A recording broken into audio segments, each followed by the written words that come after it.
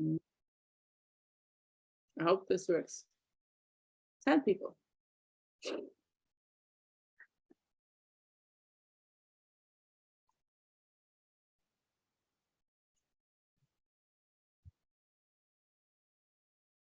Okay. Guten Abend. Ja, guten Abend.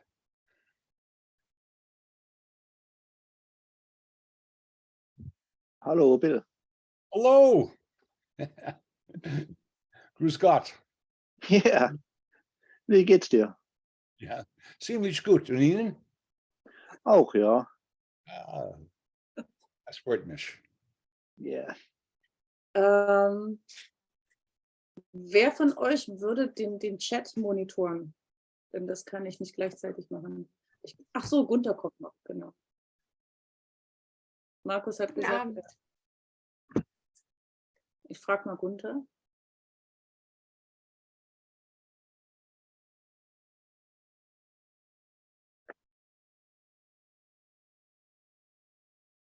Hallo Gunther, kannst du mich hören?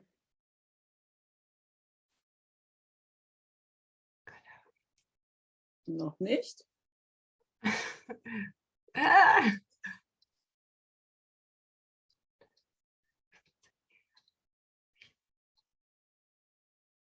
Hallo. Hallo. So, jetzt müsste es gehen. Ja, Gunther, könntest du den Chat übernehmen? Also zu gucken, was da geschrieben wird, damit ich nicht gleichzeitig schauen muss. Ja, bis zum bitteren Ende. Ich sitze hier in meinem Caravan mit Akkubetrieb und Mobilverbindung und ich werde mein Bestes tun. Okay. Okay, ich habe heute auch ein anderes Setting, weil ich von zu Hause flüchten musste, damit der Kleine mir nicht durchs Bild rennt. Okay, hallo. Wir haben Bill zu Gast heute. Ich hatte ihn schon angekündigt. Bill war einer der ersten originalen Trainees. Also er hat mit Ingo trainiert, 1984. Und er war außerdem für fast 2 Jahre lang Kommandant der Einheit dort in Fort Meade. Und also sozusagen damals Vorgesetzter. Und Bill hat insgesamt über 50 Jahre seines Lebens als Geheimdienstoffizier für die US-Armee gearbeitet und ist auch heute noch aktiv im Remote Viewing und unterstützt Paul bei seinen Kursen als Co-Instructor und er hat auch lange Zeit selber gelehrt, CLV und ERV auch. Ja. Genau, und ich freue mich also heute, ihn zu Gast zu haben. Bill, welcome Bill, I introduced you. You know your own bio, I hope so. ja, danke. Ja, okay. Ich habe einige Fragen im Vorfeld bekommen von euch. Da kommt noch jemand. Ja. And I've prepared some slides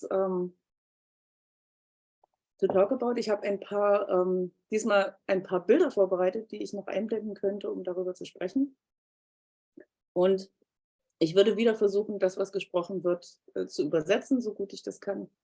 Und wenn ihr wollt, könnt ihr dann Fragen stellen. Oh, Talia hat es geschafft. Er hat heute Stromausfall in Jerusalem. Talia is actually located in Jerusalem and she had a power break today. Wasn't sure if she can make it. Hallo Talia. Okay. Let's go. Oh. I tried to switch with the mouse on my own over to my own laptop. Okay. Let's start from here. Ihr könnt das alle sehen? Ich kann. Maybe some memories still. One of the questions we got was how you felt when you learned about this unit. I know you were in contact with Skip before, right? And how it was back then when it started, when all this program started. Also ich frage, wie man sich damals gefühlt hat, als das Ganze losging, Bill hat Skip auch vorher schon gekannt und wie es so ist mit dem Start des Programms. The way I got involved, Skip Atwater and Rob Coward both worked for me at the intelligence school. I talked them both into going to officer candidate school. They both were Feldwebel. So I talked him into going to school. Skip went to Fort Meade and ended up in a very boring job there, operational security.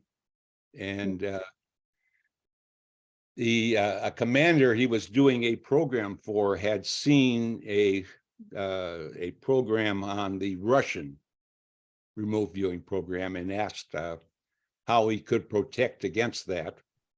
Skip brought that question back and presented it to the intelligence general, who told Skip to research it. So Skip researched it and ended up with a program at that time, Gondola Whoosh. It was a defensive program to counter what the Soviets were doing.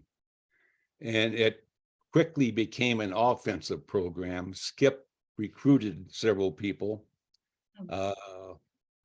and they started doing work. Okay, let me translate. Before I run out of memory.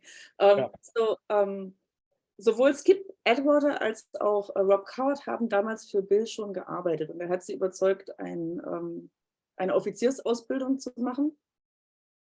Und nach dieser Ausbildung hatte Skip dann einen relativ langweiligen Schreibtischjob und ist über ein Dokument gestolpert, das die Kriegsführung, oder die Kriegsführung in Russland beschrieben hat. Also da gibt es so ein Paper, wo es darum geht, dass die Russen Spionagetechniken, also übersinnliche Spionagetechniken schon benutzt haben. Und Skip hat das vorgestellt seinem zuständigen Vorgesetzten und der hat gesagt, ja, dann kümmere dich mal drum, darüber was rauszufinden. Okay. About 7 years later, Skip and I got together again at a school, and I knew Skip was doing something very secret. I didn't know what it was.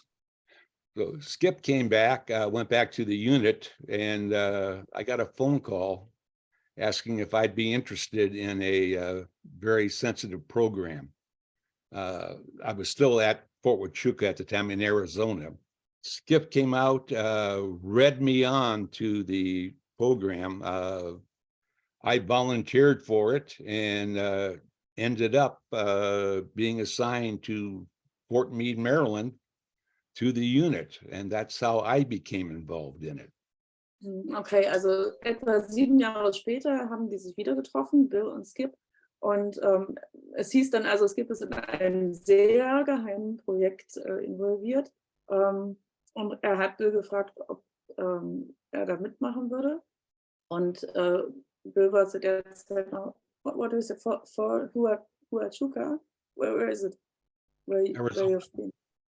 Arizona, yeah, sorry, forgot it. In Arizona und ist dann nach Fort Meade gekommen, das ist in Maryland. Yeah, you mentioned Skip was telling you it is a secret program. Did he tell you what it is before he invited you or not?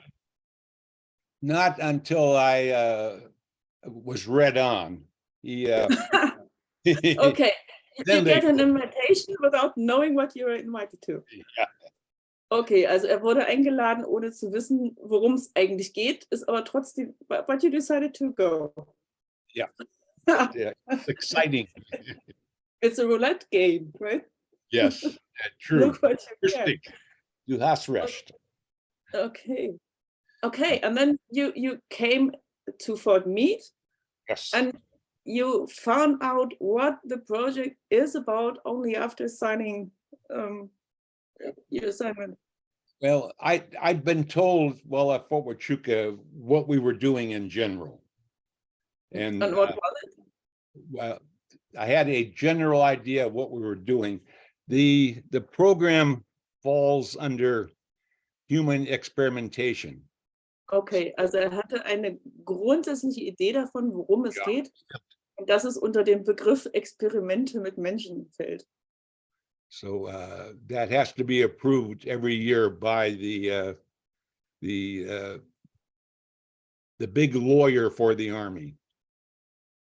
Ja, und das muss jedes Jahr von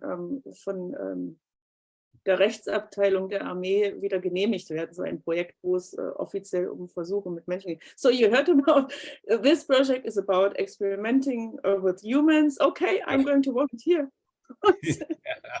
Yep, it sounded good. Those are the two buildings that we worked out of. The first building, the top left was the admin area. That's where we all stayed. That's where everybody had the desk in the office. That's where all the work was done. But the bottom right, that was the operational building. And we only went over there when we were going to do a session. So you walked from the first building across this, I don't know, 50 meter, and to the second building. And that's where we did our sessions, either ERV or CRV. Okay, also das Bild links oben, das ist das Gebäude, wo die operative Administration war. Da hatte jeder seinen Schreibtisch und da hielt man sich auch auf. Und das andere Gebäude, was rechts unten zu sehen ist, das war dann das Viewing-Gebäude, wo man hingegangen ist, um die Sessions zu machen. Die beiden waren 50 Meter voneinander entfernt, man musste da bloß quer über den Platz laufen. Yeah. So I was the second ranking person there, so I was the executive officer also with Colonel Busby, who was the commander. The project never, I think 12 people was about as big as it ever got. Joel McMonagle said that in all the time the project was open, there were only 28 remote viewers who were operational. Mm. Yeah, which is interesting. Okay, Because I have met hundreds who claim to be. Buffering. So Bill sagt, er war der zweitranghöchste dort. Der höchste war General Busby, der das Kommando hatte über die Einheit. Und zu den besten Zeiten haben sich dort insgesamt 12 Leute aufgehalten, meistens weniger.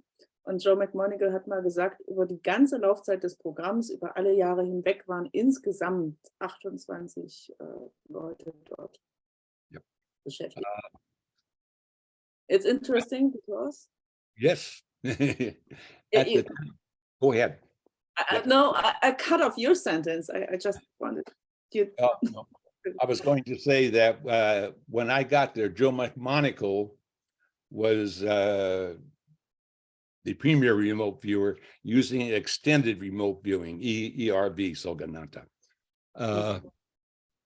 Then we trained 5 of us with Ingo. Actually, 4 were assigned to the unit. And just before we went, another unit on post was aware of ours. We worked with them. It was a scientific and technical collection unit.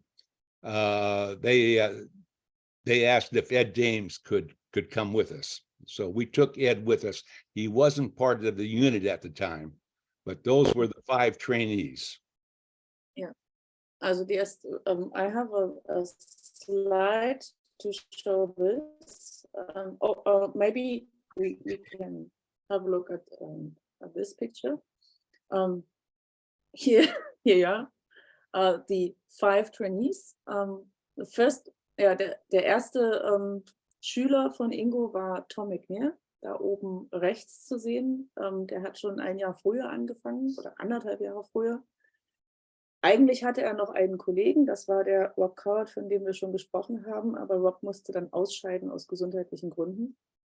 Und Tom hat alleine weitergemacht. Und Tom ist auch der Einzige, der mit Ingo das komplette Programm durchlaufen hat, also von Stufe 1 bis Stufe 6.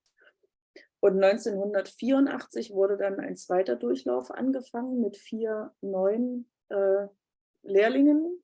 mit Bill, Paul, Charlene und Ed. Ed kam dann dazu, weil darum gebeten wurde, dass er mit dazu kommt. Der gehörte nicht zu dieser Einheit. Der blieb auch bei seiner anderen Einheit. Der blieb auch bei seiner anderen Einheit und ist dann immer nur temporär für das Training dazugestoßen. So 2 weeks and then I'm talking about Ed. He came over for 2 weeks of training and then went back to his. Yeah, he would go training with us and then go back to his unit. Ja. Und er kam später dann, zu einem späteren Zeitpunkt, kam er dann vollständig zurück. Ich habe hier mal eine Übersicht. Die meisten kennen die auch. Ja. Warte, ich hoffe, das. Ja. Das hier kann man sehen, hier oben, das ist, hier sieht man die Jahreszahlen, ja, auf der rechten Seite. Das hier oben ist die Zeit von 1981 bis 1984, wo Ingo auch engagiert worden ist, um die Remote zu trainieren. Hier sieht man das erste Training, was er hatte mit Tom.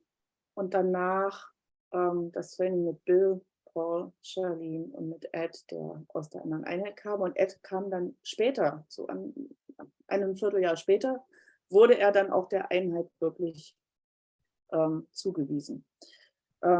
Gunther schreibt gerade über McMonigal, der hat ja nie CRV gemacht. McMonigal und auch Mel Riley und Ken Bell gehörten zu der ersten Regel der Remote, die wir nennen es Generic Remote Viewing oder ERV, ja, die Remote Viewing ohne Protokoll gemacht haben. Ja. Okay. Yeah. And Ingo trained you up to stage 3. Yes. Then in 1984, the program ended very abrupt.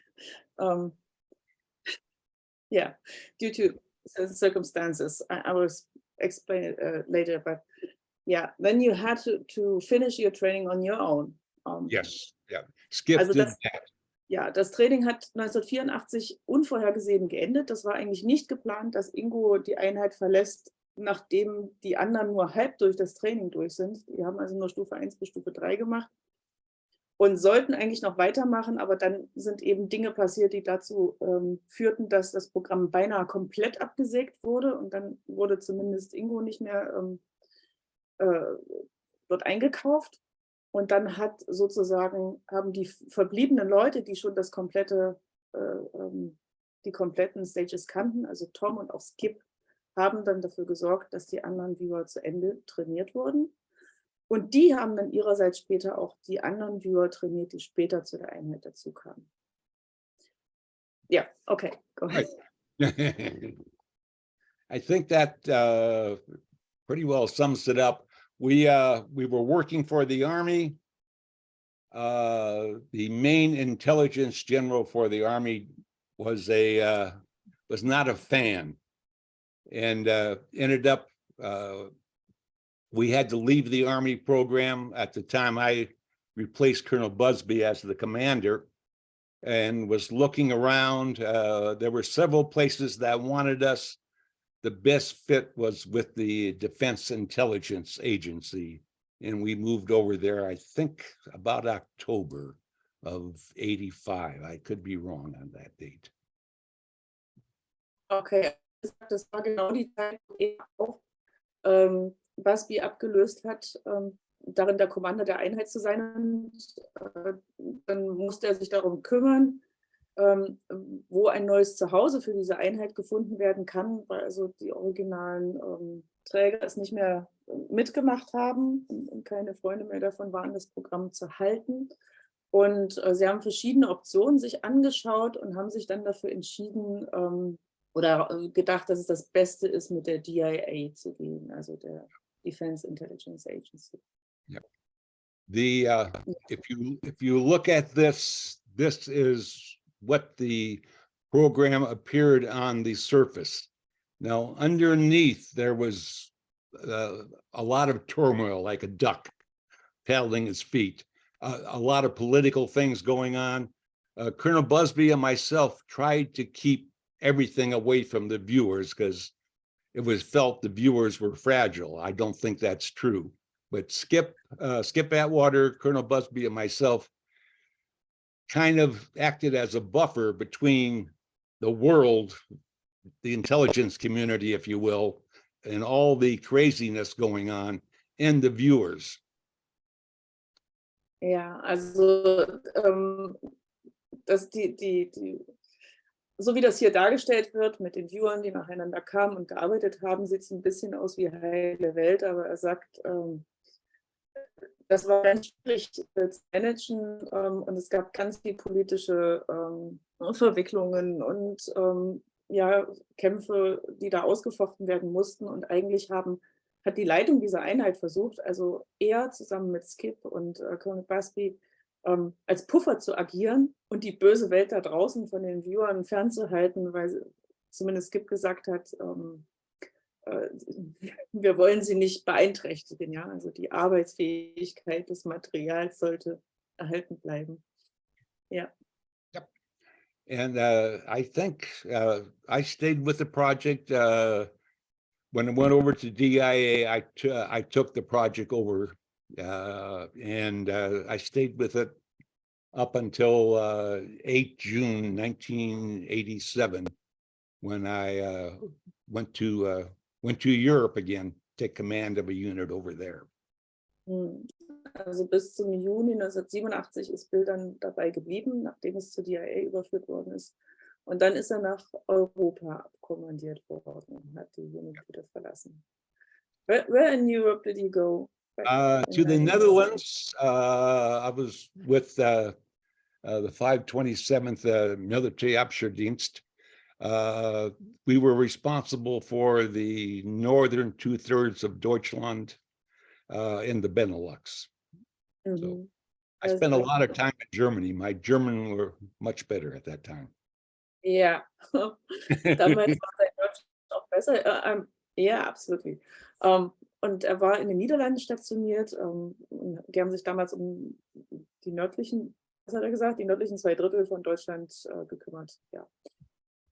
Was still intelligence. Yeah, okay. Okay. So, let's go back.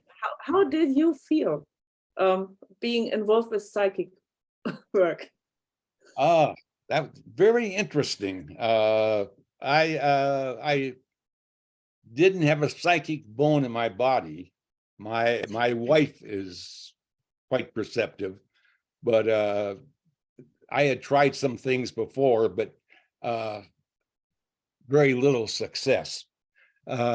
So when I found out what it was, I recall the first session I worked, I knew other people had done it, but I figured I wasn't sure I could do it. And when I had success, that of course built my confidence up. But it was, yeah, I remember not at the beginning, but at the end, I was walking through the building and I ran into Paul Smith and I said to Paul, you know what amazes me about what we're doing? And he said, no. And I say, I'm not amazed at what we're doing anymore. That's, yeah. Also Bill sagt, er gehört nicht zu den Leuten, die irgendwelche übersinnlichen Vorerfahrungen haben. Er hat kein einziges Fünkchen davon in seinem Körper. Seine Frau hat da durchaus ein paar Anklänge, aber er eben nicht. Und als er seine erste Session gemacht hat, da hat er sich gedacht, naja gut, die anderen haben es ja auch irgendwie geschafft. Und dann war er ganz erstaunt auch über den eigenen Erfolg. Und dann später hat er gerade beschrieben, ist er Paul begegnet und hat zu ihm gesagt, weißt du, was mich an der ganzen Sache erstaunt oder begeistert? Nee, erstaunt, würde ich sagen. Und Paul sagt, nee, was denn? Und Bill sagt, ja, eigentlich erstaunt mich, dass mich das nicht mehr erstaunt. Stimmt. Yep. Magic. Yep. That was, yep. Ingo, perhaps the first 3 weeks of training, Ingo was building a pseudoscientific explanation for the phenomena, and going back, 1,000 years and this, and actually tying it together pretty good, which I think was probably necessary for Ed Dames and maybe Paul. Me, I am Irish, and if you just told me it was magic, that would have been fine. Also er sagt, als Ingo mit dem Training begonnen hat, hat er zuerst eine lange, breite und wissenschaftliche Erklärung darüber gehalten, wie das alles zusammenhängt und wie das funktioniert. Und er sagt, wahrscheinlich war das für solche Leute wie Ed Dames und vielleicht auch Paul notwendig, so einen Fuß in der Tür zu haben. Für ihn selber ist das nicht nötig. Er hat irische Wurzeln. Ihm muss man einfach sagen, es ist Magie, das ist alles gut. Yeah, okay. So later, when you were working in the unit, you did a lot of work as a monitor, though, right? Wiederholen Sie bitte? When you were working operational Yes. later, you did a lot of work as a monitor. Monitor for the other Yes, I worked as a monitor. We all did. The two monitors were Ed Dames and Gene Lessman, and Skip would also work as a monitor, but we all took turns monitoring each other also, which I think we could see how other people worked then. But I was primarily a viewer. I probably viewed on the 5 times as much as I monitored, I'm thinking. Also er sagt, hauptsächlich waren als Monitor eingeteilt Gene Lessman, Ed Dames und auch Skip hat oft gemonitort, aber die anderen waren auch angehalten, miteinander zu arbeiten. Also jeder hat jeden mal gemonitort, was auch dazu gut war, dass man eben beobachten konnte, wie andere Leute arbeiten. Aber er sagt, hauptsächlich hat er selber zu der Zeit als Viewer gearbeitet und wahrscheinlich 5-mal mehr als Viewer als Monitor. Ja. But you're kind of an authority on monitoring today. Yeah, I've monitored much more since that time. So I think I have some expertise in the field, yes. Ja, Bill ist sozusagen zu einem der Oberexperten für das Thema Monitoring geworden mittlerweile, mit Tausenden von Sessions. Ja, stimmt. So after you left for the Netherlands, when did you get back into involvement with remote viewing? When the program was declassified in 94, 95, I started training a group in the Netherlands. It consisted of a German woman, two Dutch women, a Belgium couple, and a full-blooded Navajo woman. And yeah, and I had trained my wife and some of the kids, so my wife helped me also do that. So. Okay, also nachdem das Programm sozusagen deklassifiziert, wie heißt das bei uns, also freigegeben worden war, aus der Geheimhaltung entlassen wurde 1994, 95, da hat er angefangen, auch andere zu trainieren. Was hatten wir gerade aufgezählt? Eine Deutsche, 2 Holländerinnen, noch wen anderes vergessen und eine waschechte Navajo in Jahre. Genau. Und natürlich seine Frau und ein paar seiner Kinder. So how many children do you have? 6. 6 Kinder.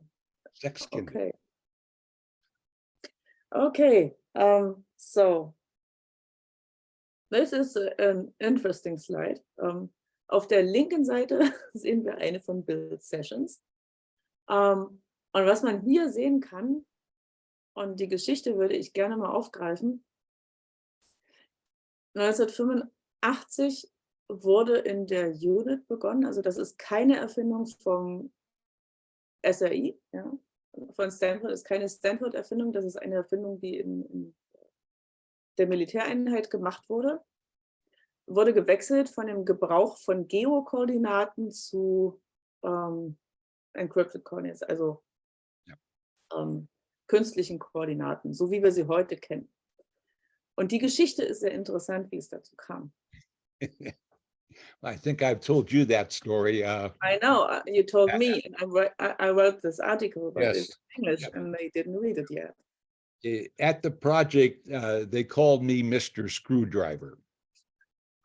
The same way you call a bald-headed man curly or a fat person skinny or slim. So I am not very technically adept. So yeah, we started, we noticed a problem. First of all, people thought we had memorized longitude and latitude all over the world, but which is impossible. But trying to keep the viewers as blind as possible, it became a problem. If the target was 6 degrees north, right away you thought, okay, this is going to be cold. Or if it's 5 degrees east, okay, right away your mind says this is Europe. So to avoid that, and all that does is create AOL. So what we would do is we would put the longitude and latitude into this random number generator, the work of the devil, by the way, and then punch it in, and it would give us a series of numbers, which we then would give the series of numbers to the viewer, and there was no AOL created. Great. Ja, also Bill sagt, und das war der Witz am Anfang, sie haben ihn Mr. Schraubenzieher genannt, so wie du einen Glatzköpfigen als Lockenkopf bezeichnen würdest. Also er war nicht besonders technikaffin zu der Zeit. Das hat sich geändert, of course, yeah. It changed over the time. Man hatte das Problem mit den Geokoordinaten, erstmal, dass die Viewer immer verdächtigt wurden, sie haben einfach auswendig gelernt, wo welche Koordinate ist. Das kannst du natürlich nicht bei der Menge an Koordinaten, die es gibt. Aber was passiert ist, dass einfach Vorannahmen existieren. Also wenn du merkst, irgendwas ist 5 Grad Nord, dann denkst du, oh, es ist bestimmt kalt. Ja, das ist irgendwo am Nordpol. Oder wenn du sagst, es ist 5 Grad Ost, ja, das ist wahrscheinlich Europa.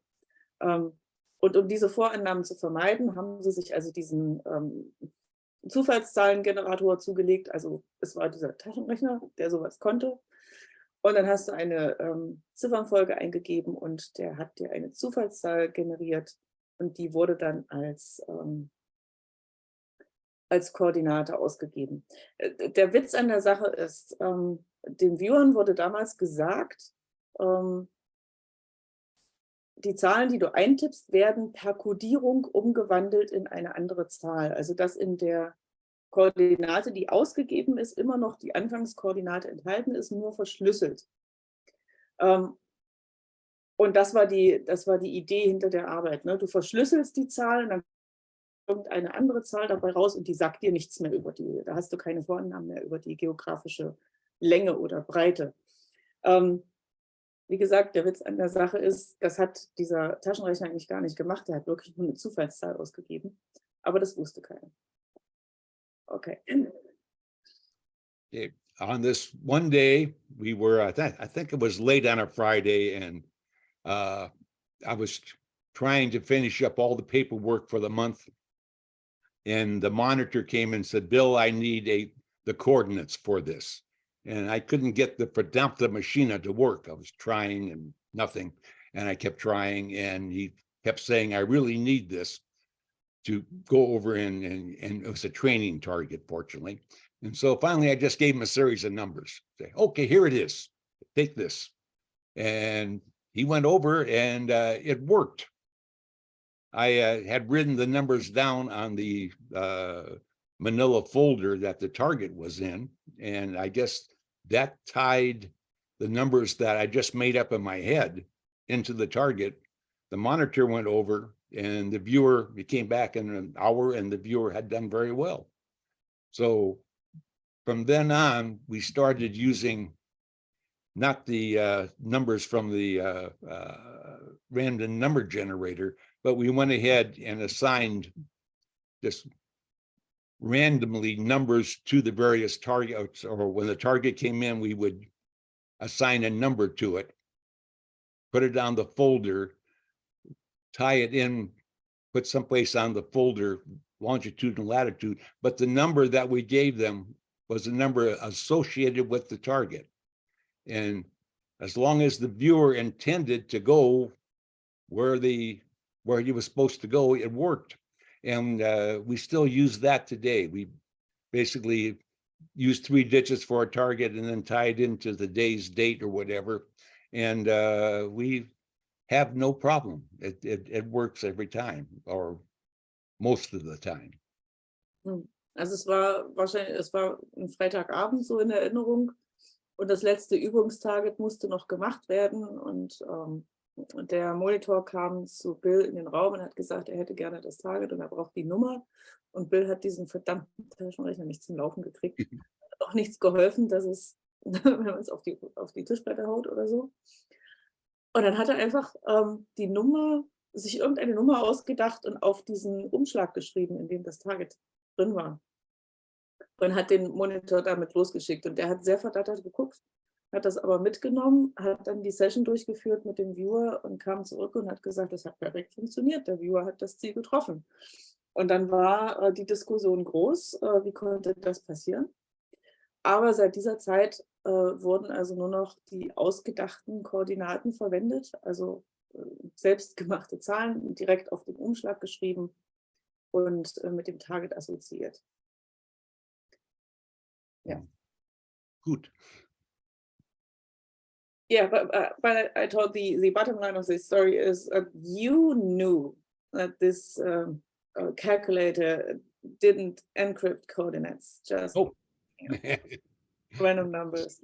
It just came out with a number which we all agreed was the target. Yeah. And that's all it took, and it still works. Yeah, yeah. But the viewers didn't know. The viewers assumed the machine to produce an encryption and coding of the numbers. Yes, we just do it. So by you writing this number on the folder, you revealed your secret that it was just an arbitrary number that you used. Which is, if you think about it, that's really what latitude and longitude is.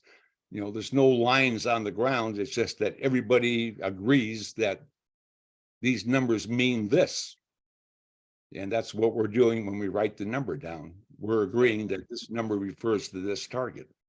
Ja, er sagt, also auch bei geografischen Koordinaten, die gibt es ja eigentlich auch nicht in der Natur. Das ist nur so, dass alle Menschen sich darauf geeinigt haben, eine bestimmte Koordinate bedeutet einen bestimmten Ort. Und genauso kann man sich auch darauf einigen, dass eine Tasking-Nummer ein bestimmtes Target bedeutet. And this is a real magic in remote viewing. Yes, it is. Yeah. So I got a question on monitoring from one of the viewers and around. I think this person is not on board this evening, not at 10. Ja, wir haben eine Frage bekommen von einem aus der Runde, die sich auf Monitoring bezieht. And the question would be, if you are monitor on a session and you see or you suspect the viewer to go off into AOL, what would you do? Would you just say nothing and let him slip into AOL, or can you bring him back? Or would you end the session and start again or start over? What would you do? Okay. If they're being driven by AOL, there are several things you can do. First, you can have the viewer take the coordinates again. In the middle of a session. In the middle of a session, yep. You can take the coordinates at any time. Yeah, and, but if you suggest the viewer to take the coordinates again, he will know what you mean by that. Yes, to say, and it's also nicely telling him he's wrong. You're off target. You're giving me garbage. Let's take the coordinates again. And you can proceed from there, do A's and B's, and go into the session from where you are. Stage 2 and work your way back out again. First. Also die Frage war, was passiert jetzt, wenn du als Monitor merkst, der Viewer driftet in RL, was kannst du tun, um die Session noch zu retten? Okay, man kann einfach nichts tun und ihn gewähren lassen, aber man möchte ja auch wertvolle Sessionzeit nicht verschwenden. Holt man den Viewer irgendwie wieder zurück oder was tut man? Und Bill sagt, es gibt verschiedene Möglichkeiten. Eine Möglichkeit wäre, dem Viewer zu sagen, nimm die Koordinate nochmal neu auf. Das ist sozusagen der nette Weg, dem Viewer zu sagen, du hast gerade Müll produziert, versuch nochmal von vorne. Und das kannst du jederzeit mitten in der Session machen. Also einfach, wenn du weißt, okay, er ist gerade wirklich im Off gelandet, sagst du ihm oder schlägst ihm vor, ja, the viewer is in charge of the session. Wie wäre es, wenn du die Koordinate nochmal aufnimmst? Yeah. A second option would be to have the viewer put his pen down, call the confusion break at that point, and then say, okay, tell me what you have. Describe the site to me. And that will clear in the mind what the viewer is seeing. Or a third thing is to call confusion break, put your pen down, we'll come back in 15 minutes. Let's clear this out. You know, we'll come back and start again from the very beginning. But you can, yeah. And you have the option of having the viewer cue certain parts of the signal line. You can go back to the ideogram and cue it. If you're in stage 3, you can cue it. Stage 2, you can get more stage 2s. It depends on the situation. Yeah. But if the viewer is yeah, clearly lost and wandering around no place, and the monitor feels that, the viewer may feel it, but you know, some of the best targets I've done or I've seen done, the viewer had no idea what was going on and thought they were producing trash, but the good information was coming out. So that's something the monitor has to watch. And if the monitor is double blind, then he's just watching the viewer to determine what the viewer is doing. If it's single blind, then you can steer the viewer back to the target. Okay, also es gibt noch andere Möglichkeiten, den Viewer zu leiten. Man kann ihm vorschlagen, eine kurze Pause zu machen, 15 Minuten sich zu erholen und dann wieder zurückzukommen, die Session weiterzumachen. Man kann in Stage 2 versuchen, noch mehr von den Eindrücken erstmal zu produzieren. Also es gibt viele verschiedene Varianten, wie der Viewer an dieser Stelle agieren, der Monitor an dieser Stelle agieren kann. And that means it is also what the monitor should do. I prefer the monitor to be what I call legally blind. He may have stage 1 information, just the general gestalt of the site.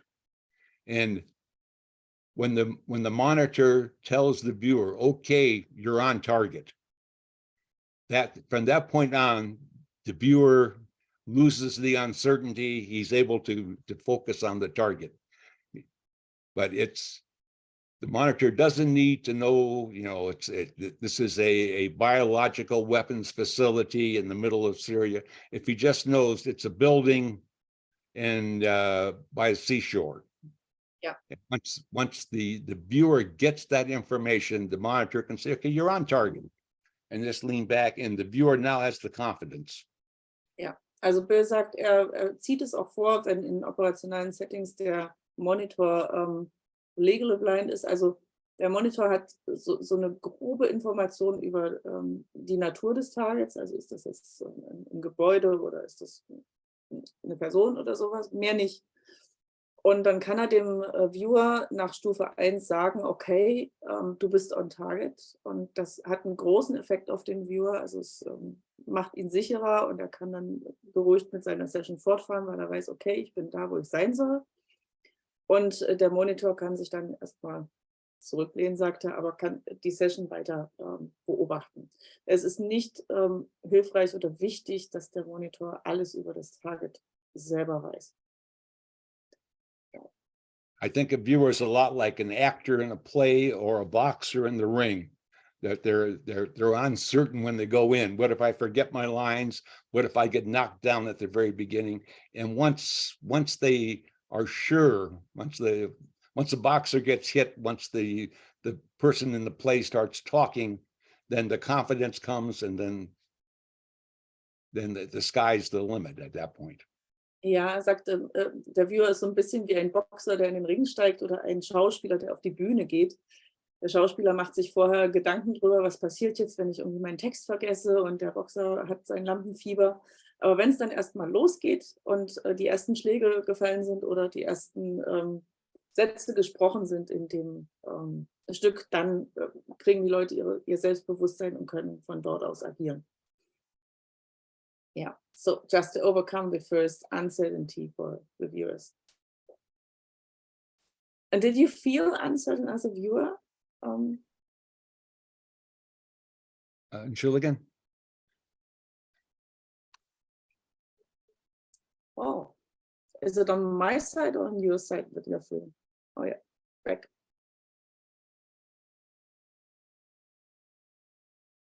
Also ich kann euch beide hören. So it says my connectivity is unstable. Maybe not yours. Okay. Gut. Ja, mein WLAN ist wohl etwas angeschlagen. Das kann sein, ich weiß nicht. Das ist jetzt unerwartet, aber ich hoffe, man kann mich noch hören. Ja, ich höre dich. Ja. Okay, so.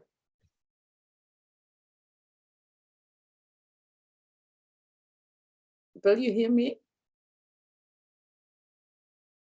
I can hear you. Okay, so my last question was if you felt uncertain as a viewer, or did it change over the times? What was the first part, Jana? I'm sorry. The first, yeah, your own feeling as a viewer, did it change over the times? Did you feel more certain to your own sessions after years doing? Yes. You become less uncertain. It's like anything. If once you've done something 100 times, you have you know it works. You get the feeling of what the signal line is. You get the feeling of knowing you're on. The confidence builds. Yep, it's the longer you view, the better you become, I think. The more you're aware of if you're producing good information, if you're producing garbage.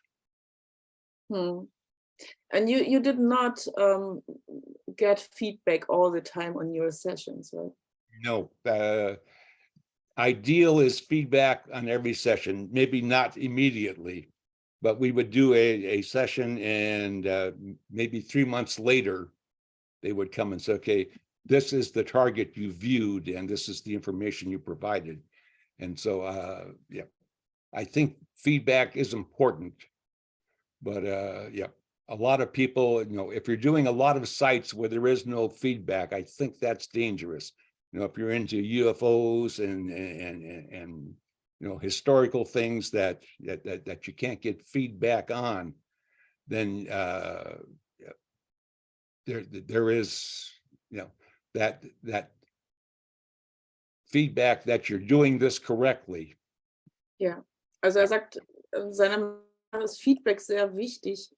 Damals haben sie nicht immer Feedback bekommen als militärische Viewer oder manchmal sehr verspätet. Also konnte sein, man hat eine Session gemacht und irgendwie 3 Monate später oder noch viel später wurde irgendwann mal aufgedeckt, was denn das Target gewesen ist. Manche Dinge sind bis heute nicht. Some feedbacks you never got.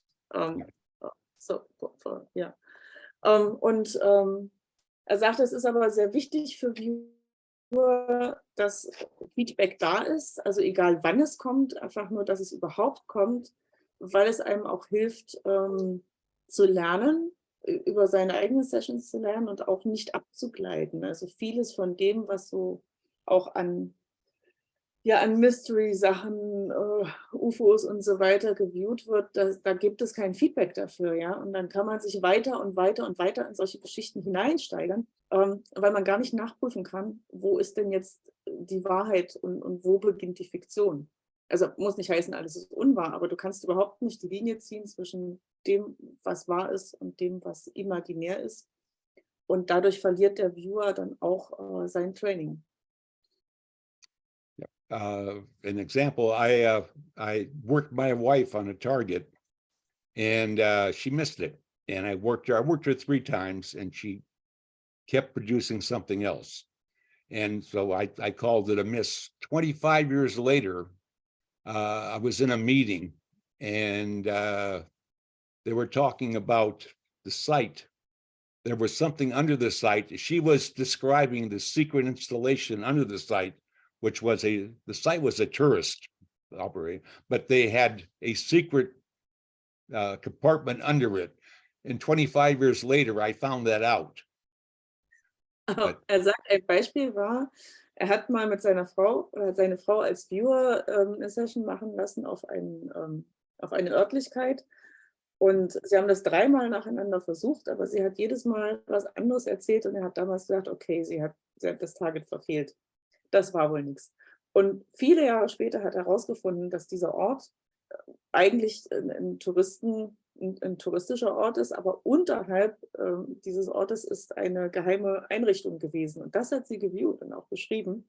Und das kam erst viele Jahre später dann ans Licht, dass der Viewer doch korrekt war. Ja.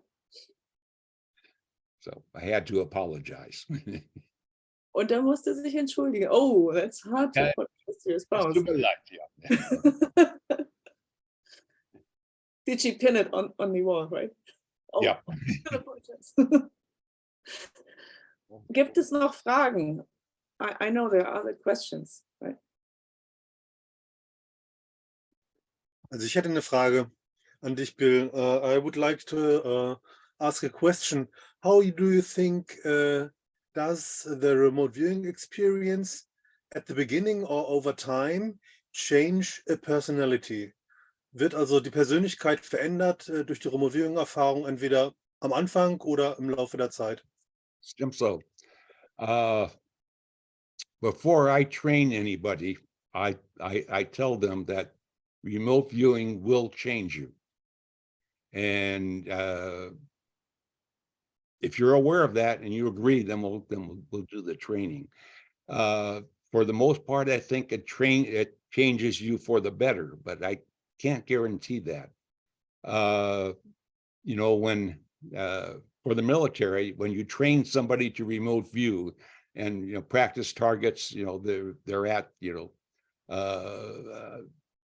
biological warfare places, maybe say the crucifixion, several other places. All of a sudden, that paperwork that's due at the end of the month might not seem so important to you. So yeah, though the Army still thinks it's important.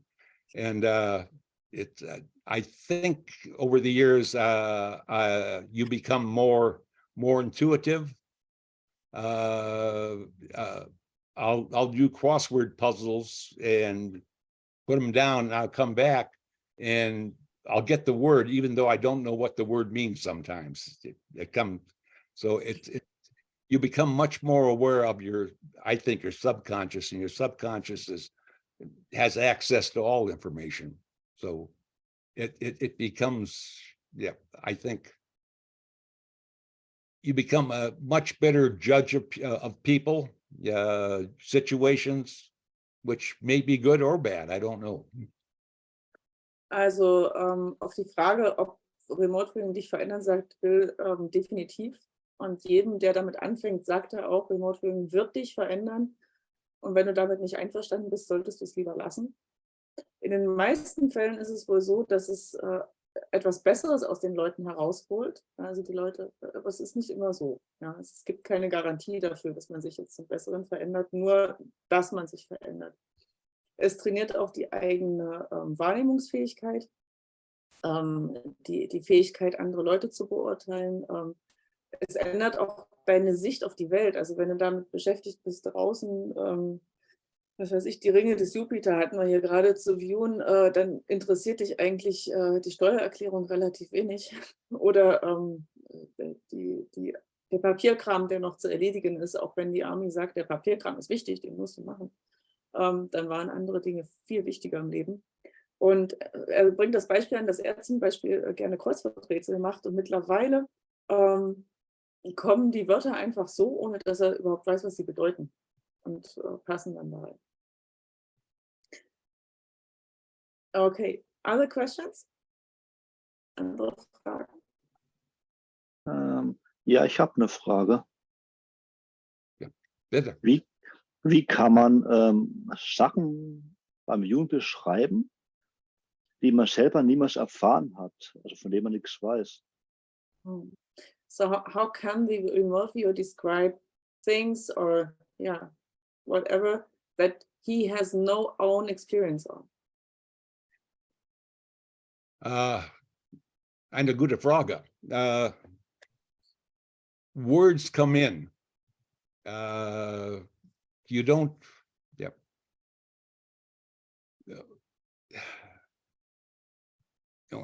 well, I don't want to go into stage 5. We put words on things, and the information comes in. You may get 40 bits of information. It comes out as one word. And in stage 5, you can go and see why you say certain things, but all you're doing is describing what you're perceiving. In the project, I would say that we found that the information reported was usually correct, but judgments made about the target were usually wrong. So it's, as long as all you're doing is reporting information, you aren't trying to identify the target, you aren't trying to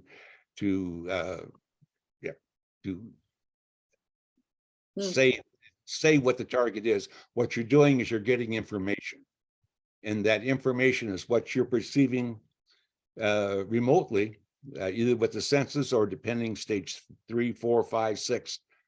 But the information, you don't have to have experience in that culture to get that information. If that makes any sense. Sure. Ja, also der erste Teil war, dass er gesagt hat, manchmal kommen einfach Wörter rein und man hat gar keine Ahnung, was das manchmal kennt man die Wörter nicht mal oder was das für einen Zusammenhang hat, und dazu gibt es Stufe 5, um das zu untersuchen, um zu gucken, was da drin steckt. Und ansonsten ist Remote Viewing einfach eine beschreibende Tätigkeit. Also man nimmt einfach Impressionen auf und kriegt Daten, ja, über die Sachen, wie etwas ist oder sich anfühlt oder abhängig von der Stufe 2 sensorische Daten, Stufe 3 und so weiter, Dimensionalität oder was steckt da noch mit drin. Und das sind alles deskriptive Tätigkeiten, die kannst du ausführen, ohne irgendwas darüber zu wissen, was du da gerade beschreibst. Und tatsächlich sollst du ja dich auch gar nicht damit beschäftigen, was könnte das sein, sondern einfach nur Daten mitbringen und sonst weiter nichts. Ja. I hope I got what you said. Da ist dann noch eine Frage.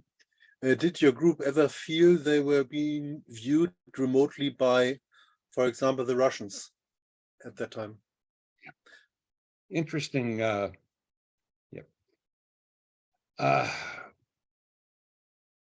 We considered that, and obviously a Russian remote viewing unit would be a target, or we would be a target for them.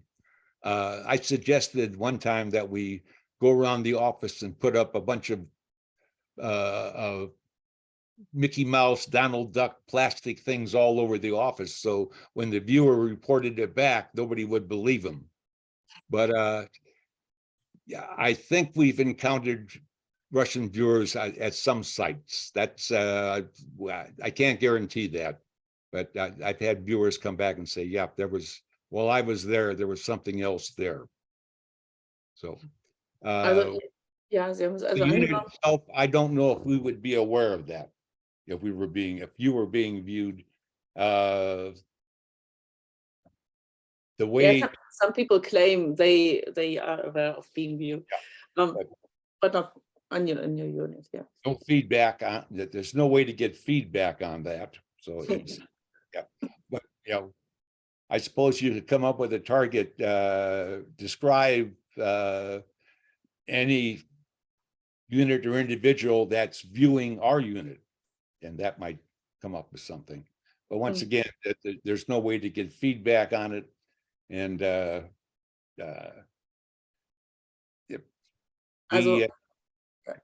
if I may, was talking to Ingo one time, and Ingo had been at a conference. And wait. Let me first translate the first part. Yes.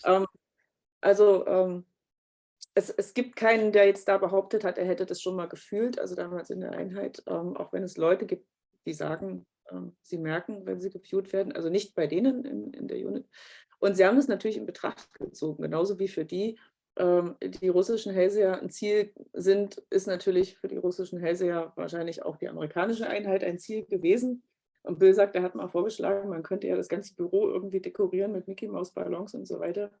Und wenn dann die Russen sie remote viewen und was von Fliegen, von Fledermäusen oder Mickey Maus erzählen, dann würde ihnen keiner glauben und würden alle denken, die Session war ein Fehler. Genau, okay. Ingo at the conference. Yeah, Ingo at the conference in the a Russian, at that time Soviet, cornered him and asked him, how do you keep your viewers from going insane? Which I thought was a very interesting question. I know of no American viewers that have gone insane, but with the Russians, it seemed to be a problem, and I'm not sure why. Okay, also anscheinend haben die Russen an die Amerikaner die Frage gestellt, wie macht ihr das, dass eure Viewer nicht verrückt werden? Und da sagt er, war er recht erstaunt, weil für sie war das jetzt eigentlich kein Thema, dass alle Viewer verrückt werden, aber anscheinend hatten die Russen damit ein Problem mit ihrer Methode. Ist also interessant. Yeah. Here's another question from Abo. Did you witness Ingo viewing, and how was it to see him viewing? Yes, on several occasions he would work a site for us.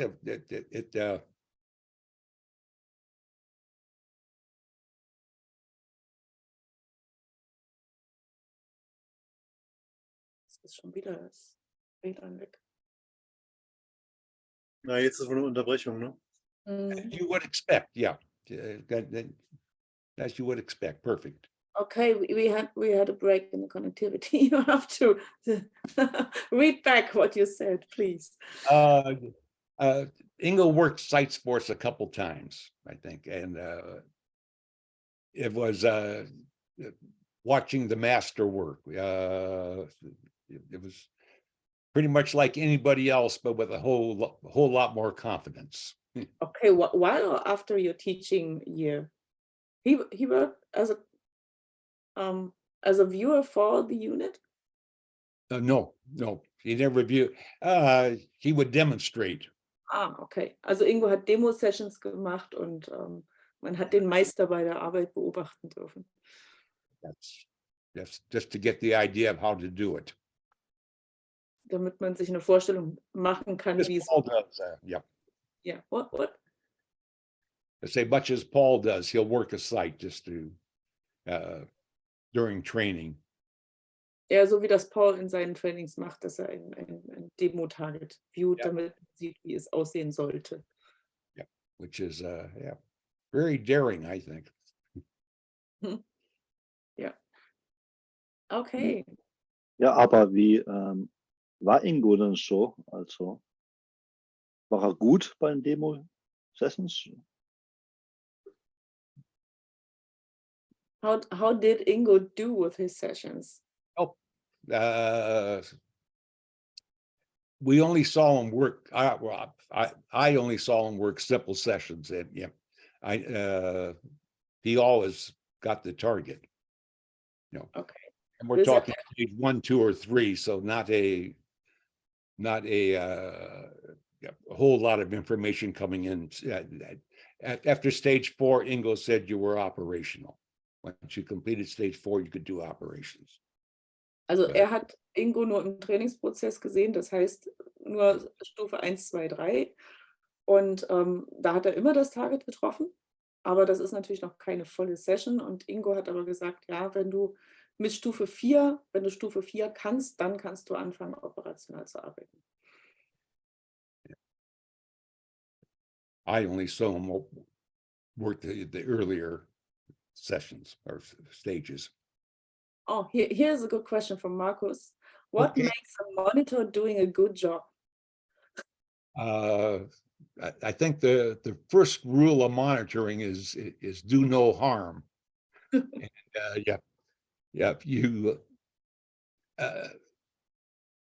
there is one person with a brain at the session and one person on target, and the monitor should have the brain and the viewer should be on target. And so the viewer is on the right side of the brain, is not making decisions. So the monitor, you don't want to lead the viewer, but you want you ask the viewer, okay, there's 3 buildings there. Ask the viewer, which building do you think's important? If the viewer says, I don't know, then the monitor will say, well, let's try the first building or the more complex building or whatever. It's a good monitor can make a session. The viewer's in charge, but the monitor can push him in certain directions because the viewer's going on feelings, the monitor's going on logic. Also die erste Regel des Monitorings, und das hatten wir ja schon gehört, richte keinen Schaden an. Und er sagt, es gibt also 2 Personen, wenn gemonitort wird. Es gibt ein Gehirn und einen, der viewt. Und idealerweise ist das Gehirn beim Monitor und nicht der Viewer trifft irgendwelche logischen Überlegungen oder Entscheidungen. Was aber nicht heißt, dass der Monitor den Viewer leiten soll. Der Viewer hat immer die Oberhand über die Session und gibt die Richtung vor. Aber beispielsweise, das war jetzt ein Beispiel, das er genannt hat, stell dir vor, der Viewer entdeckt da 3 Gebäude. Dann kann der Monitor ihn fragen, was denkst du denn, welches Gebäude ist jetzt für uns am wichtigsten für unser Target? Und wenn der Viewer das nicht beantworten kann, dann kann der Monitor sagen, gut, und jetzt gehen wir in die Richtung oder in die Richtung. Und er kann auch den Viewer in bestimmte Richtungen lenken der Fragestellung entsprechend. The monitor should always be a monotone. Never change your voice. Never show excitement, yet, because that will drive a viewer one way or another. So it's always very calm, very slow. And you can phrase it as a question. Well, which building do you think is important? Can you tell me what's going on there? Also der Monitor sollte Pokerface, ja, sein Pokerface behalten. Keine Regung, keine emotionale Aufregung, nichts zu erkennen geben, ob ihn jetzt irgendwas begeistert oder langweilt oder so. Und vieles von dem, was man sagen will als Monitor, also monitoren heißt ja eigentlich beobachten, ja, kann man als Frage formulieren, wie zum Beispiel was denkst du, ist da besonders wichtig? When the viewer's feeling lost, you want him to look at the target, not to listen to the monitor to try read what the monitor is thinking or saying. Wenn der Viewer sich so ein bisschen verloren fühlt, will man auf jeden Fall, dass er sich nicht an dem Monitor orientiert, um rauszukriegen, was will der jetzt von mir hören, sondern dass er sich auf das Target konzentriert. The answer is at the target, not with the monitor. Die Antwort ist im Target und nicht beim Monitor. Yeah. It should be. Yeah, Paul said I should ask you about your stories about ad monitoring. Ed, Ed would get excited, and so you had to be very careful. Ed liked esoteric targets, ETs, the Ark of the Covenant, that kind of thing. I let him do that because there is an advantage to doing that kind of thing, because that way the viewer doesn't self-edit. If Ed was monitoring and you got a 9-foot tall entity with wings, you just came out and said it. Whereas if Skip was monitoring, you may push that through the back of your mind. So it's it was good because it got you to say whatever was there, because with Ed, you never knew what the target was going to be. Okay, also Ed war sehr interessiert an solchen esoterischen Targets und übernatürlichen Sachen und UFOs und was war das? Ark of the Covenant, mir fehlt gerade das Wort, Bundeslade und solchen Sachen. Und Bill hat gesagt, er hat ihm durchaus erlaubt, solche Fragestellungen zu untersuchen, weil es für die Viewer auch ein sehr gutes Training ist, einfach alles zu erzählen, was ihnen einfällt. Also wenn Ed dich eine Session machen lässt und du kriegst irgendwie ein 3 Meter großes Wesen mit Flügeln, dann sagst du es halt. Kann ja sein, dass er danach gefragt hat. Wenn Skip so ein Target bringen würde, würdest du sowas eher verschlucken und nicht sagen.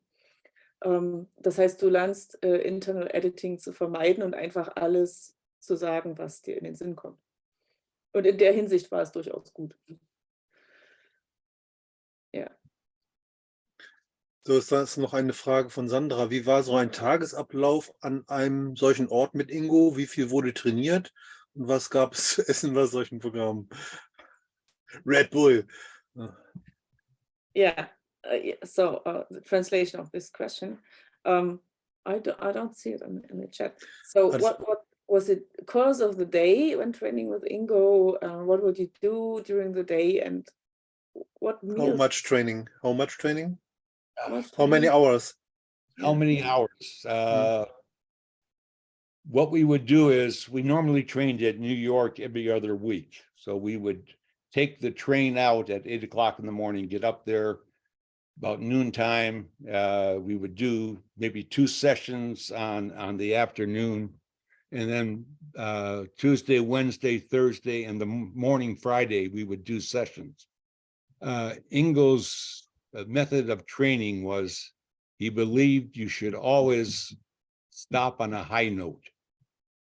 So when you were training, if you went in at 9 o'clock in the morning and did a brilliant session, you would say, okay, come back tomorrow.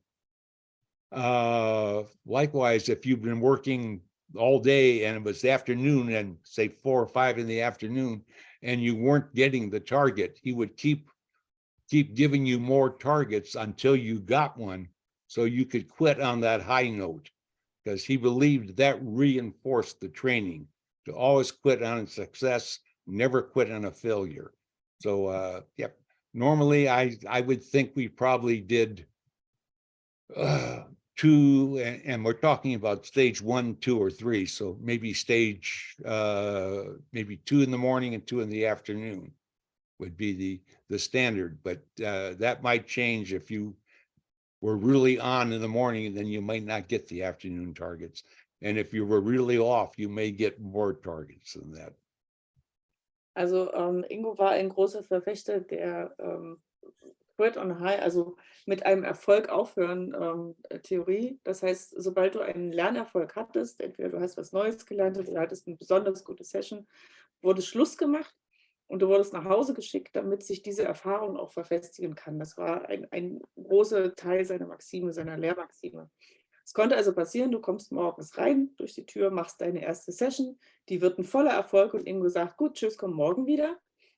Kann aber auch sein, du hattest den ganzen Tag noch keinen Erfolg und dann gibt er dir ein Target nach dem anderen, den ganzen Tag lang, bis in den Nachmittag, bis in den Abend, solange bis du irgendwann mal einen Erfolg hattest, damit er dich mit dem Erfolg nach Hause schicken kann. Also beides war möglich. Gab es irgendwas Spezielles zum Essen? War noch ein Teil der Frage. Yeah, and was anything special served for eating as a meal? Ingo would have us over one night when we were up there, usually Wednesday night, I think it was.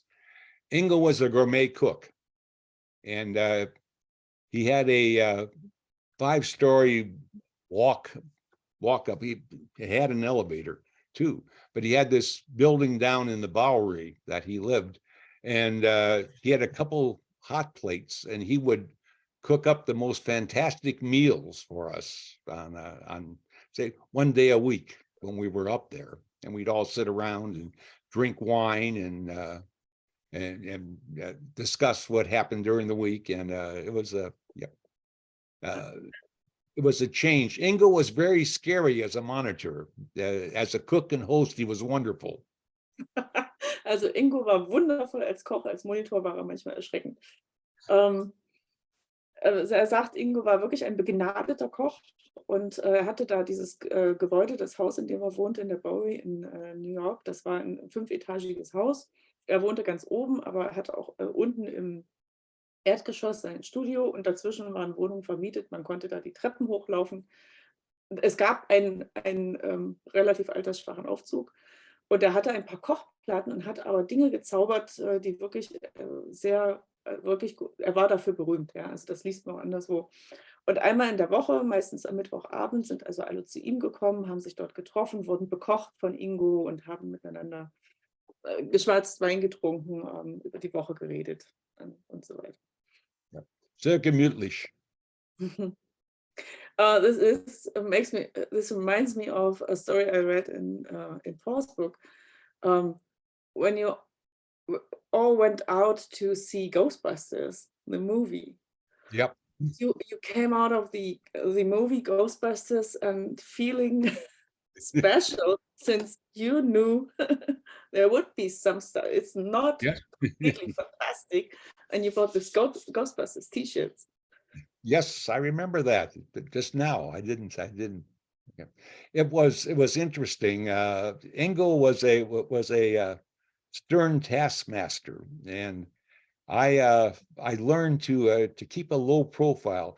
Ed was always asking stupid questions, and then Ingo would jump all over him. And Paul may deny this, but Paul was second.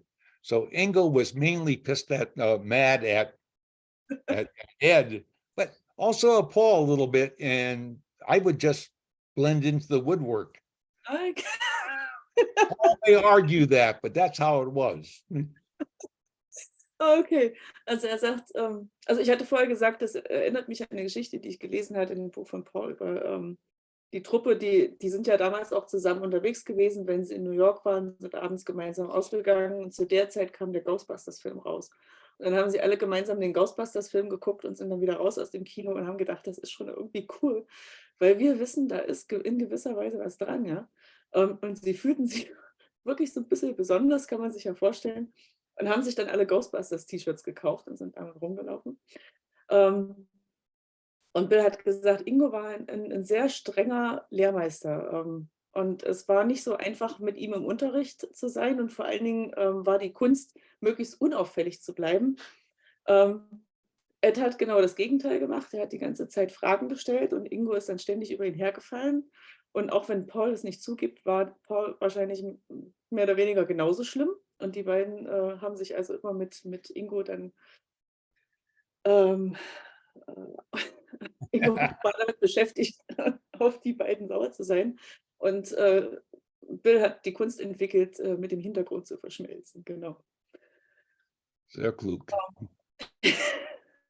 Blend into the woodwork. This is Yes. good. Okay, here's a question from Abo. If you're the viewer and you take the coordinates again, do you have to start over again with stage 1, or you don't have to? You can just. Well, you take the coordinates again, you're going to do A's and B's. Yeah, and after A's and B's, yeah. Stage 2, stage 3, and all this stuff. That's going to be up to the monitor usually. If you're on stage 4, by then you should be pretty much into the target. But usually when you take the coordinate again, you're in stage 1 or 2, or maybe even in 3. So it's not a huge thing to go back, through stage 1 and 2, back to 3 again. And now I'll tell you all a secret. And everybody hates stage 1. Stage 1 is Stage 1 is the hardest part of controlled remote viewing. Everything else is easy. Everything else comes. But stage one is the hardest part because you got to get the feeling and motion. And when Paul works, if you've seen Paul work, they'll take stage one time and then move on. I hate stage one too. I'll take it 3 times though, because I hate it so much. I'll take it 3 times, a few more, yeah, just to be, yeah. But yeah. It gives you you're more firmly anchored onto the signal line if you do that. But stage one is where people make mistakes. You got to make a judgment. It feels like, and you can watch, monitor can watch the viewer. You get that line running across, and it's across, and then you go for the feeling. Is it hard? Is it soft? And you got to make a decision there, and that's it's the hardest part. It's the first part you learn, and once you learn stage one, I think everything else just kind of comes. Stage two's just come in, and then you get dimensions, and you're in stage 3, and then you're stage 4. You're on a roll. Just the flow. Stage one's a bit. Also, um die Frage zu beantworten, ob man die immer wieder von vorne anfangen muss, wenn man die Koordinaten neu aufnimmt, das hängt davon ab, wo du gerade in der Session bist. Wenn du schon in Stage 4 angekommen bist, solltest du einigermaßen gesettelt sein in deinem Target und kannst dann auch weitermachen und nimmst es als Refresher. Or after a break, for example, after a long break, you can take the coordinates again and move on in Stage 4 or so. Aber wenn du noch in den früheren Stufen bist, in Stufe 1, 2, 3, dann ist es eigentlich kein großer Weg, nochmal zurückzugehen und nochmal von vorne anzufangen und die Session richtig aufzubauen. Und Bill sagt, er erzählt ein Geheimnis, ja. Jeder hasst Stufe 1. Jeder hasst Stufe 1. Also die CRV Stufe 1 ist wirklich hart. Kann wirklich jeder bestätigen, der von uns das schon mitgemacht hat. Ist kein Spaß und man macht das nicht gerne. Und er sagt, wenn du mal Paul zugeguckt hast, wie er viewt, der macht das einmal und dann macht er weiter. Er macht es trotzdem 3-mal, weil es so hart und so unschön ist. Genau. Aber tatsächlich, wenn man Stufe 1 richtig macht, gibt es einem den richtigen Anker und die Verbindung zum Target. Und wenn man das richtig meistert, Feeling Motion hinzukriegen, die Bewegung zu haben und auch zu fühlen, ist das jetzt hart oder weich, dann hat man die Sicherheit, sich im Target zu bewegen und alles andere entfaltet sich dann einfach und kommt von selbst. Ja. From my own experience, it's true.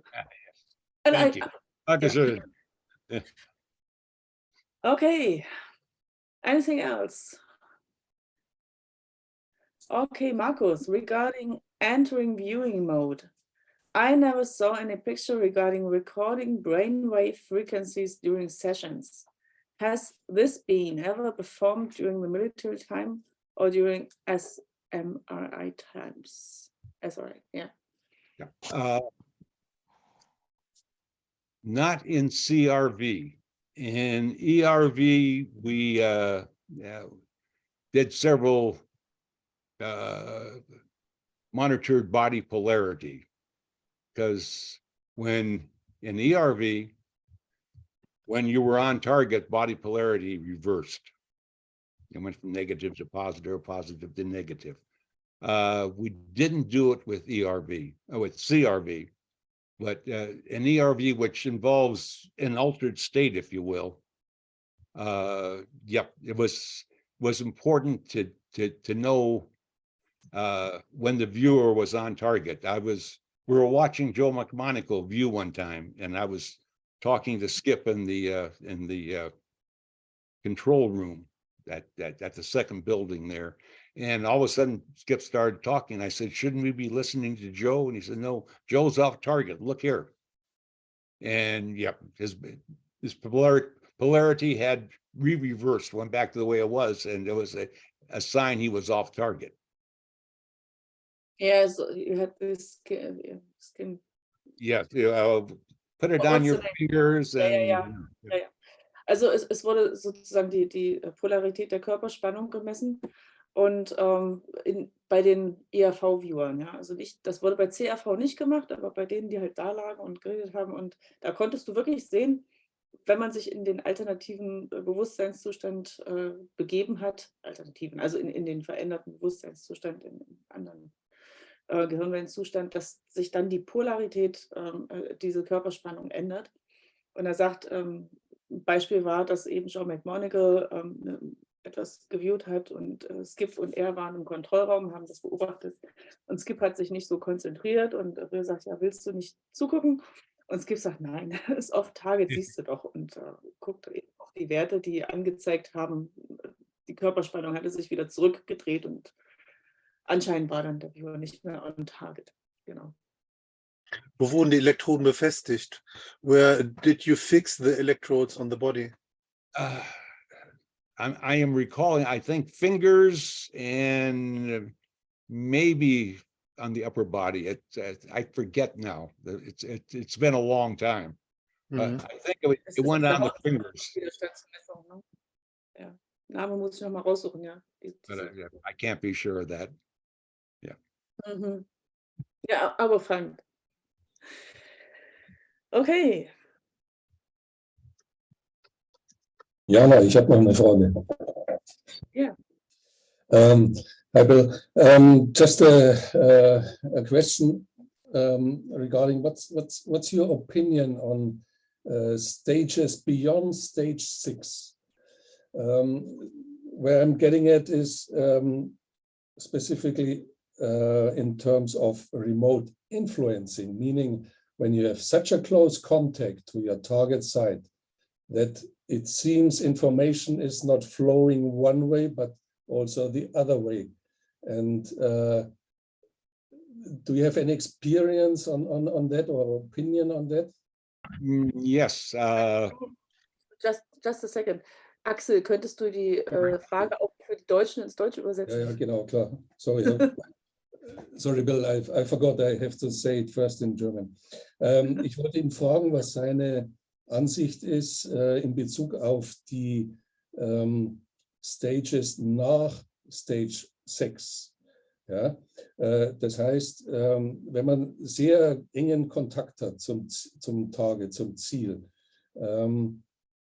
scheint es einen Punkt zu geben, wo die Informationen nicht nur in eine Richtung fließen, sondern auch zurück in die andere Richtung. Und man auf die Art ja, einen gewissen Einfluss haben kann auf das Ziel, sagen wir mal vorsichtig. Und da wollte ich wissen, ob er da Erfahrung hat oder eine Meinung dazu. Mhm. Okay. Aber es ist besser, wenn du es übersetzt, als wenn ich das jetzt. Ja, no problem.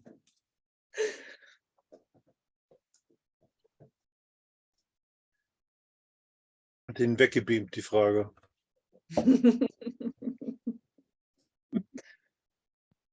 Der kommt bestimmt gleich wieder. Entschuldigen, es tut mir leid. Yep. We think. Should I repeat it or No. Nein, this is Nisnertic. We think stage 7 and 8, maybe. 7 would be the Phonetics. basically getting sounds from the site. That the only one I know who's done that is Tom McNair when he declared a site. The words were coming in, meant nothing to him, but he just repeated them. And I think stage 8 we talked about RI, remote influencing. I think stage 8 would be interrogating, where you can ask people at the site questions, whatever, which is something in stage 4, the EI does that. You know, you get the emotional impact of the people at the site, but you could go ahead and perhaps interrogate in stage 8, which I think is possible because you do that in ERV. In ERV, you can go and ask somebody a question, and you do it might not get an answer. Yes, it depends on the person's psyche. I can give an example of that, but that might take a time. Ja. Also Stage 7 und 8 sind die nächsten Stufen, die dann noch zur Debatte stünden. Stufe 7 ist also Phonetics, Audio also, Es sind Laute. Geräusche oder Sounds, ja, Laute. Mir hat jetzt das Wort gefehlt. Und Tom McNear war dafür bekannt, dass er das als erster mitentdeckt hat, wie das passiert ist. Also es ist ihm einfach bloß passiert, dass er dann wirklich den Namen von Targets gesagt hat während der Session. Und in Stufe 8 wäre dann das nächste Interaktion mit deinem Target. Zum Beispiel in der Form, dass du jetzt Leute interviewen kannst, die dort vor Ort sind, wenn du in Stufe 4 über das EI den Kontakt gekriegt hast. Genau. Und das ist ja dann ein Austausch, den du mit dem Target haben würdest. Aber ja, ich glaube, Axel, du hast ja die Gesamterklärung auch. Ja, genau. Aber noch als Folgefrage dazu. Wenn ich ein Outcome von irgendetwas viewe und liege richtig, dann frage ich mich, habe ich jetzt nur das Ergebnis richtig gesehen oder habe ich tatsächlich das beeinflusst und das Ergebnis ist deswegen richtig, ja, weil ich beeinflusst habe. Ja. Die Frage stellt sich sicherlich so mancher, ja. Yeah. Okay. You understood, Bill? I was wondering, if I view the outcome of something, and I'm right, and so I asked myself, was I really just viewing the right outcome, or did it turn out that I had an influence and made it right because I influenced it and not only just viewing it without having anything to do with it, Yes, that is the main question that the intelligence services, if you report there's going to be a terrorist attack on an installation and the people take measures to prevent that and it doesn't happen, was your information wrong or was your information right? And yeah, you never get credit. Okay, also das ist die große Frage, die wirklich alle beschäftigt. Und der sagt, in dieser geheimdienstlichen Arbeit, wenn jetzt der Viewer darüber berichtet, dass es einen Terroristenanschlag gibt auf irgendein Gebäude und dann werden Gegenmaßnahmen ergriffen und am Ende findet dieser Anschlag gar nicht statt. Hat er jetzt deshalb nicht stattgefunden, weil du falsch geviewt hast oder hast du durch das, was du gesagt hast, den Lauf der Dinge verändert? Wir werden es nicht erfahren. Ja. Okay, move on to the next question. Next question is from Shane. Ich übersetze das ins Deutsche. In ERV gibt es Sanctuary, also dein persönliches Rückzugsrefugium, das du dir kreierst in ERV. Und Shane fragt, ob Bill darüber mehr erzählen kann, wie das ist, das Sanctuary zu benutzen, wie der Prozess verläuft, dort während der Session anzukommen, zu starten und wie Bills persönliches Rückzugsrefugium ausgesehen hat. So Bill, your question is from Shane, and I think Shane can ask it for himself. Sanctuary was a concept I think Gene Lessman came up with. And it was, we used it in extended remote viewing, ERV, which involves the altered state, if you will. And they would, before they gave you the coordinates, you would go in and achieve the altered state. When the monitor was sure that you had reached it, they would say, okay, now go to sanctuary. And sanctuary was someplace on earth where you were entirely safe. And what we did is we let your psychic find that place. So you might not even know where it was, but it was sanctuary. And you would go there and you would, someplace you liked, it would be relaxing. And after a few moments, the monitor would tell you, ready, and then give you the coordinates. And you would go from sanctuary to the site. You would explore the site, report back. At the end of the session, the monitor would say, okay, return to sanctuary, and you would go back to this place that your psyche had picked. And then after that, you spend a few minutes there cooling down, and you would come back to the where you were in the operational room.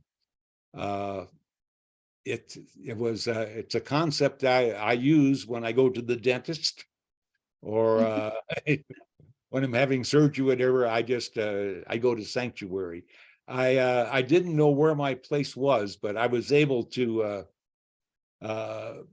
basically rise up from the earth and look down and get an idea of where my my unconscious had felt safe.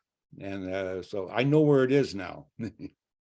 But it's it's a concept. I think it was developed by Gene. I don't know if any of the other people who are teaching the remote viewing in the extended form, or the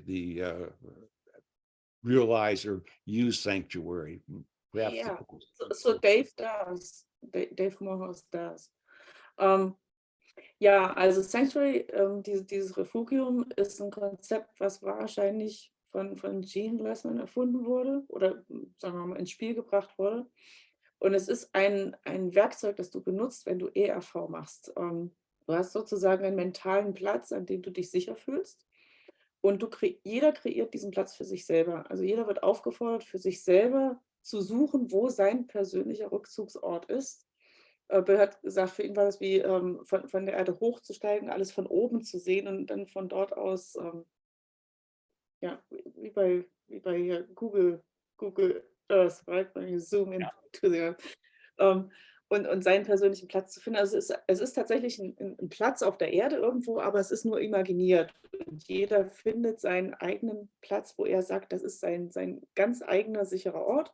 Und dann zum Start der Session begibst du dich also mental an diesen Ort, hast dort eine Weile Cooldown und von dort aus startest du dann in dein Target. Und wenn du mit deiner Arbeit am Target fertig bist, kommst du wieder zurück in dein Sanctuary, ruhst dich dort ein bisschen aus, Cooldown nochmal, kommst wieder zurück sozusagen und dann steigst du von dort aus wieder in die reale Welt. Und wie gesagt, jeder hat sein eigenes Bild, sagt, er weiß, wo seins ist. Und das ist die Frage, die Antwort auf die Frage, wie sieht es denn aus? Ja. Da habe ich auch noch eine Anmerkung zu. Und zwar, ich denke mir, dass dieses Selbstvertrauen, das man kriegen kann, wenn man diese Remote Viewing-Erfahrung macht, dass man sehr viel Potenzial in sich trägt, ja durchaus sowas Ähnliches wie ein Sanctuary. Das heißt, man kann eigentlich diesen sicheren Ort auch in sich hinein selber verlagern und hat dann damit das Gefühl, dass man sozusagen für alle Anforderungen des Lebens gut ausgestattet ist.